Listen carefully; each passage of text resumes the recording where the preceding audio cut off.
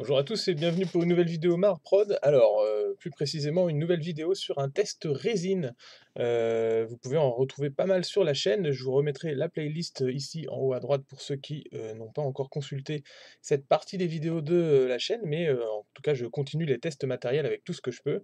Et comme je suis équipé avec une machine résine en Anycubic Photon, j'essaie de tester plein de références pour vous dire celles que je préfère. Et puis, bah, peut-être que vous pourrez faire un choix et rester sur une marque en particulier, ou alors faire des mélanges, parce qu'il y a différentes caractéristiques au niveau des différentes résines. Et c'est pareil, quand on a un projet en particulier, comme moi la dernière fois, j'avais pu faire des tampons pour une commande, des tampons à imprimer à l'encre, j'avais besoin d'une résine flexible, donc je vous en avais fait la review sur la chaîne, et là on part encore un tout petit peu plus haut, je vous en avais parlé, et j'ai Wanao France, donc qui m'a envoyé cette bouteille de résine rubber, c'est-à-dire donc rubber gomme, en gros, caoutchouc si on va par là, qui normalement est beaucoup, beaucoup plus flexible encore que la résine flexible de base, qui en fait la résine flexible ça va être une résine dite flex, qui va donc rester une résine, rester un plastique, mais qui va être plus souple qu'une fois solarisée, une fois fixée aux UV, qu'une résine classique qui, elle, va être plutôt dure, un peu comme de la pierre. Et bah là, on est sur complètement autre chose, on va avoir quelque chose qui va s'imprimer et qui va rester complètement caoutchouteux, complètement mou, comme, comme une roue en caoutchouc, comme quelque chose que vous pouvez connaître, un joint ou ce genre de choses. Donc on va tester ensemble cette résine-là. Le commercial qui m'a envoyé cette résine, alors, on va parler un petit peu du prix, on va parler de tout ça. C'est une bouteille qui m'a été envoyée. Je ne suis pas sûr qu'elle soit disponible en France. En fait, moi, j'en avais le besoin, donc j'ai demandé à mon commercial. J'avais vu cette référence sur le site américain, anglais, mais elle n'était pas disponible en France. Du coup, je me disais, mais qu'est-ce qu'ils font? Pourquoi cette référence-là, elle n'est pas disponible? Je pense qu'il y a peut-être des soucis au niveau enfin, contenant. Je sais pas ce qui se passe au niveau de cette résine-là, mais en tout cas, elle n'était pas disponible. Le commercial m'avait bien dit, bah non, désolé, on l'a pas celle-là au niveau de Wanao France. Et pourtant, il m'a recontacté ensuite en me disant, bah, je peux quand même t'envoyer une bouteille de cette référence-là si tu veux la tester. Et donc là, on va aller voir sur le site d'ailleurs pour voir avant de voir en particulier ce qu'il y a à l'intérieur de cette bouteille. Et donc par exemple ici, on est sur le site Wanao France. Alors ils ont pas mal de choses épuisées en ce moment, hein. La résine, ça va très vite. Quand il y a du stock, il faut pouvoir se stocker assez rapidement parce que ça va vite. Mais vous voyez que si je tape rubber, donc Wanao rubber, caoutchouc dans le truc, on va dire non, votre recherche n'a donné aucun résultat, j'arrive pas à la trouver en fait cette résine. Et on est vraiment sur les résines Wanao, parce qu'après ils ont d'autres références de d'autres marques, d'autres fabricants, et en tout cas on ne l'a pas. Alors si on va sur la résine noire, c'est pas celle-là, hein, c'est une résine normale celle-là, teintée en noir classiquement, et donc du coup on ne peut pas la trouver. Si on va sur le site Wanao normal, c'est-à-dire Wanao US, j'imagine, là, par contre, on la trouve directement. Donc 3D printing résine, rubber, résine flexible, donc résine caoutchouc. Et vous voyez bien dans les exemples, on reste sur des choses vraiment, vraiment très souples qui permettent de faire, par exemple, des pneus pour ceux qui font du modélisme racing, là, des petites voitures à moteur. Ça peut être vraiment pas mal et puis même pour tout ce qui est prototypage, faire des choses simples, des joints un peu techniques. Je pense que ça pourra en intéresser certains. Alors là, on est sur une bouteille de 250 millilitres, comme ça, là. Que je me trompe pas, 500 millilitres, non, j'ai une 50, j'ai une 500, moi. Donc, euh, on est sur 50 euros. Donc 50 dollars, je dis 50 euros parce qu'en fait, même au niveau de l'import, vous comptez pas que ça va réduire avec le taux d'euro. Si vous avez 50 dollars ici, vous aurez facilement 50 ou 60 euros une fois arrivé en France. Donc voilà, on est sur ça. Qu'est-ce qu'ils nous disent sur la bouteille? On va revenir sur la caméra zoom normale. Donc pareil, bien agité avant l'usage. Faites attention à vous. C'est pour ça que je vais mettre d'ailleurs des gants et tout ça avant de l'ouvrir. Surtout que je m'en suis déjà servi, hein. Je vous découvre pas la truc en direct. C'est pour ça que le bouchon est déjà un peu dégueulasse. Je l'ai testé. Je savais d'après mon commercial que ça allait être une résine qui est difficile à utiliser, difficile à imprimer, parce qu'elle a des caractéristiques qui changent vraiment, vraiment du tout au tout. Depuis le temps que je teste des résines et que j'ai mon imprimante, ça va faire maintenant plus de 3 ans, je vous jure que en fait, j'ai plus trop de problèmes d'impression. J'ai réussi à trouver mes réglages, mes paramètres d'usine qui me plaisent à moi, et que je change de résine régulièrement que je prenne de la résine noire, je prends plutôt de la grise, mais que j'en ai aussi de la transparente ou ce genre de choses, je change très rarement mes paramètres, ou alors je les fais varier subtilement, mais c'est vraiment pas énorme. Alors que là, la première impression que j'ai fait, il n'y avait rien sur le plateau, c'était clair, j'avais loupé mes réglages, il fallait que je voie un petit peu plus. Elle est noire, donc généralement on parle d'un temps d'exposition un tout petit peu moindre, mais par contre, il fallait des temps de prise au niveau du socle beaucoup plus importants. Je vous remettrai les réglages, bien sûr, dans les commentaires, enfin dans la description, pour que vous puissiez réussir. On va faire le petit test d'odeur. Juste, c'est la chose à ne pas reproduire chez vous, mais je vous le fais tout le temps à chaque vidéo. Pour ceux qui sont un petit peu incommodés par les odeurs, ça permet un peu de se rendre à l'idée. Si vous n'avez pas un atelier, ce que je ne vous conseille pas, mais bon, tout le monde ne peut pas avoir ce genre d'espace, c'est vrai que quand ça sent beaucoup à l'impression, c'est jamais très agréable. Alors, on est sur une, voilà, j'ai pas senti longtemps, hein. On est sur une odeur vraiment très industrielle. Elle est assez forte, hein, contrairement à beaucoup d'autres résines. Ouais, c'est une odeur qui est quand même assez forte. Et puis il y a toujours cette odeur un petit peu de caoutchouc, bah, comme comment la bouteille le laisse entendre. Donc voilà, soyez prévenus, c'est plutôt une odeur assez forte. Alors, ils disent de secouer bien, je vous le fais en direct, on va pas voir une impression, mais en tout cas, on va voir la viscosité. C'est la première fois que je vais le faire sur la chaîne, mais je vais sortir un petit peu de résine, même si on est un petit peu en plein jour, hein, ici, pour que vous voyez la viscosité, parce qu'elle est vraiment particulière, cette résine. Elle diffère vraiment de tout ce que vous avez pu voir. Donc, on va faire un petit test. Alors, j'ai pris un bac un peu dégueulasse dans lequel je nettoie rapidement mes petites pièces avant de les laisser dans les bains. J'ai pas d'agitateur, de trucs là qui comme ils ont sorti, je trouve ça ridicule. Il suffit de 3 bacs Tupperware qui sortent avec 3 bains différents et ça suffit bien. Alors voilà, ma cuillère est dégueulasse, mais c'est pas grave. Je voulais vraiment vous montrer la viscosité. Voilà. Vous voyez un peu la viscosité de la résine, elle est beaucoup plus épaisse. Vous vous en rendrez compte. Alors là, bon, comme elle est chaude, on s'en rend un petit peu moins compte, mais elle est beaucoup plus épaisse que de la résine, habituelle. La résine habituelle, on peut dire qu'elle a la texture un petit peu supérieure à du lait, si on va par là. Je vais pas la remettre dans la bouteille parce que de toute façon maintenant ça va être, la résine, on va dire, elle est morte là, c'est pas grave. Heu, hop, on referme bien. Alors ouais, pour la petite histoire, Wanao, ils fournissent souvent des résines dans les bouteilles en fer comme ça. Je vous conseille de les garder, les bouteilles en fer, parce que c'est hyper qualitatif. Vous êtes sûr que votre liquide ne bouge pas à l'intérieur de ça. Ça n'a vraiment aucune chance que les UV passent à l'intérieur, contrairement à des bouteilles en plastique. Bon, même si c'est du plastique noir, j'imagine que ça passe pas, mais on sait jamais. C'est beaucoup plus qualitatif, c'est beaucoup plus solide.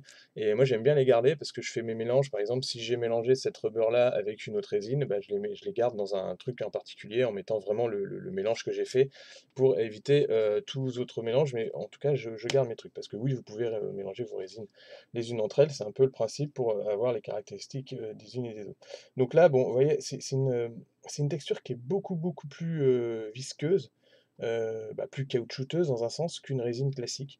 Je voulais vous montrer ça. Ouais, donc on est sur, enfin, vous serez prévenu, vous le verrez quand vous allez couler dans le bac, vous sentez qu'en fait le plateau qui va descendre va vraiment faire un effet de succion assez important.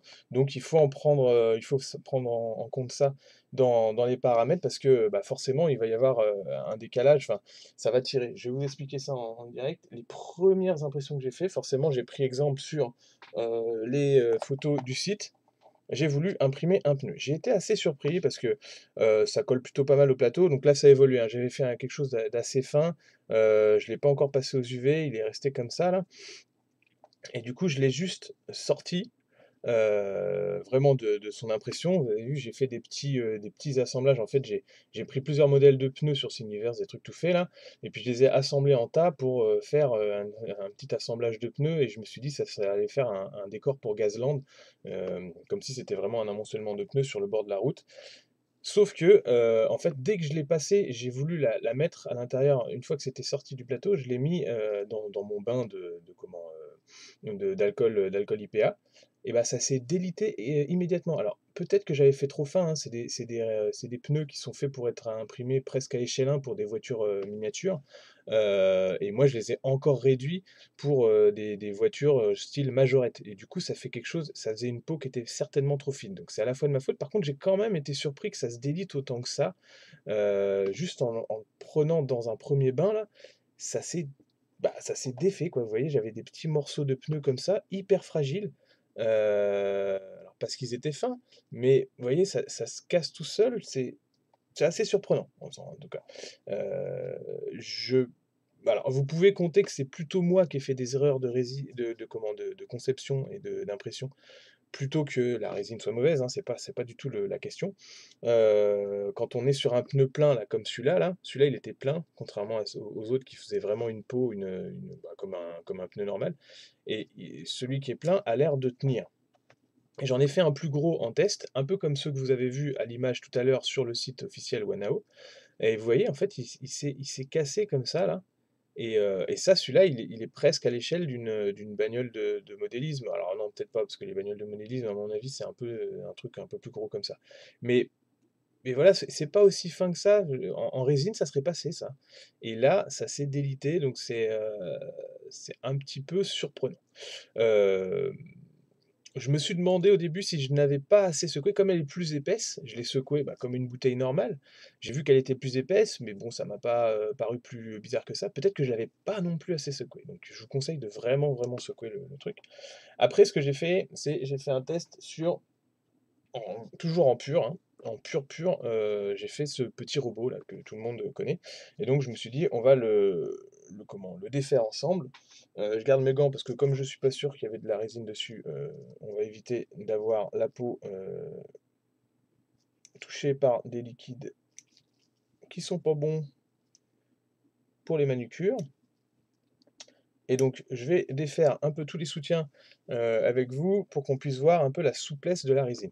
J'ai blindé en soutien parce que je me suis dit, en fait, c'est ce que je voulais vous expliquer, une fois que c'est collé au plateau et puis que ça fait ses va-et-vient dans la résine comme ça là, et que la résine, elle est particulièrement visqueuse comme ça, vous imaginez bien que ça fait un phénomène de succion qui va être encore augmenté par rapport à de la résine classique, on va dire et du coup, le modèle va forcément se tordre dessus. Vous voyez que les tiges, les soutiens restent, très, très souples et du coup, plus le modèle est grand, à mon avis, plus, le phénomène de torsion, sera important. Donc c'est pour ça que j'ai voulu blinder en soutien pour, que le modèle soit bien soutenu. Mais même avec ça, ça a fait un peu de merde. Là, vous voyez ici, il y a eu un décalage au niveau du canon. Il n'est pas bien sorti, il s'est décalé, puis après il a quand même réussi à se recoller. Je sais que j'ai une plaque qui est loupée ici. Bon, on va le sortir, on va voir ce que ça donne ensemble. Je pense que c'est une résine qui est bien pour les éléments assez, techniques, mais qui resteront assez petits. Parce que plus vous allez avoir de hauteur, au niveau de votre modèle dans le plateau d'impression, plus le modèle va se tordre malgré les soutiens, en fait et du coup, votre impression, elle va forcément avoir des problèmes. Je ne sais pas si je m'exprime bien, mais pour ceux qui connaissent un petit peu les impressions résine, vous imaginez bien que ça va poser des problèmes si votre modèle, il se tord sur le plateau en même temps qu'il ne s'imprime. Il va y avoir des décalages, il va y avoir des grosses lignes à mon avis. Donc on va voir sur ce modèle si j'ai réussi à imprimer relativement correctement avec de la résine pure, rubber.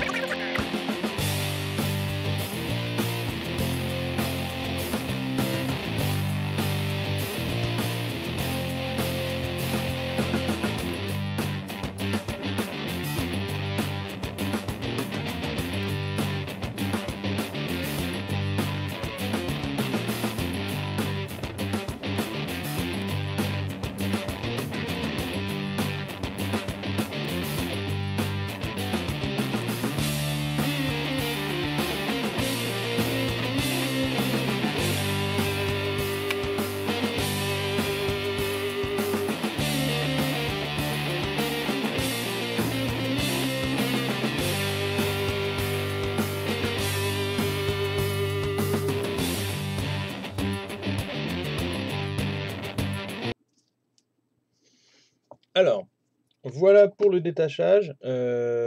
Bon, j'y suis allé un petit peu comme un bourrin, j'ai un petit peu abîmé le modèle ici, mais vous avez vu, il s'est pas attaché en fait. Alors c'est pas forcément de la faute de la résine là sur le coup.